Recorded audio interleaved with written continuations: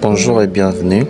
Je suis Monsieur Christian Kassonga. Aujourd'hui, je viens pour vous parler d'un sujet fascinant qui est le trading.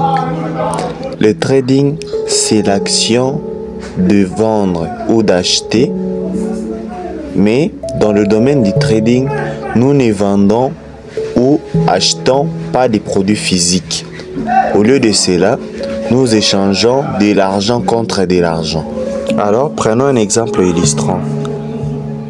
Imaginez que vous avez un billet de 1 dollar et le billet de 1 dollar équivalent à 500 francs. Imaginez que le lendemain, vous vous réveillez et puis le billet de 1 dollar est évolué à 600 francs. Votre billet a eu une augmentation de valeur. Alors, vous avez eu un profit de 100 francs. C'est ça le trading. Le trading, c'est l'art de profiter des variations du prix sur le marché financier. Passons maintenant aux plateformes. Grâce à la technologie, nous avons maintenant accès à des plateformes de trading comme MT4, MT5 ou d'autres logiciels. Grâce à ces plateformes, nous avons de graphiques avancés, des outils d'analyse technique, indicateurs ou oscillateurs et les options d'automatisation. Alors, nous avons aussi l'accessibilité, donc la possibilité de trader depuis chez soi via des applications sur smartphone, ordinateur ou tablette. L'importance de la sécurité, donc choisir des plateformes régulières et des plateformes qui nous offrent la sécurité cruciale. Alors, qu'est-ce qu'est le Forex?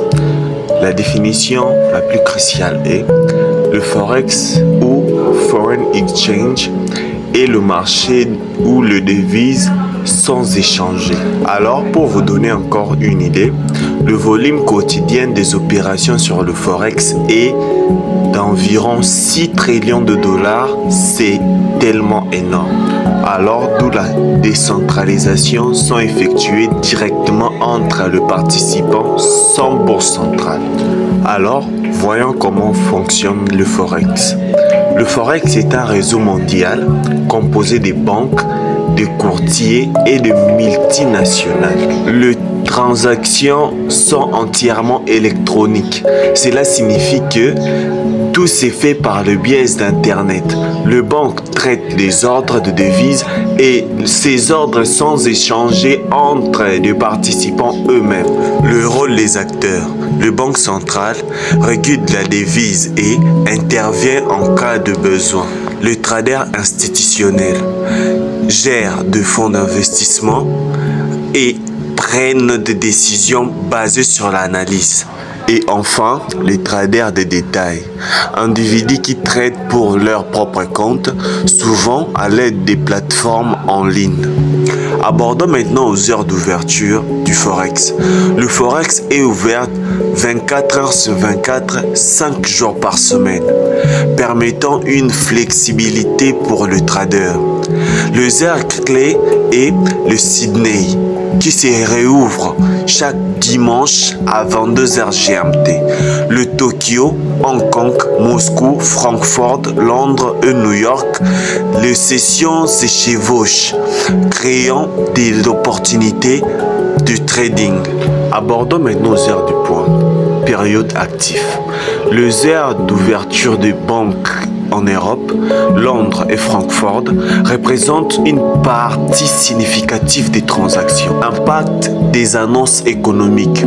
Les nouvelles économiques importantes peuvent provoquer des fluctuations significatives de prix. Par exemple, les décisions de taux d'intérêt ou le rapport sur les emplois. Alors, maintenant passons aux stratégies de trading. Les stratégies selon les sessions. Nous avons 1. Le scalping, technique visant à tirer des profits de petites variations de prix, généralement durant la session asiatique. Day trading, ouverture et fermeture de positions au cours de la même journée, axé sur le mouvement à court terme. Le swing trading, maintient de position sur plusieurs jours pour capturer des mouvements du marché plus larges. Alors, nous voilà entamé la conclusion.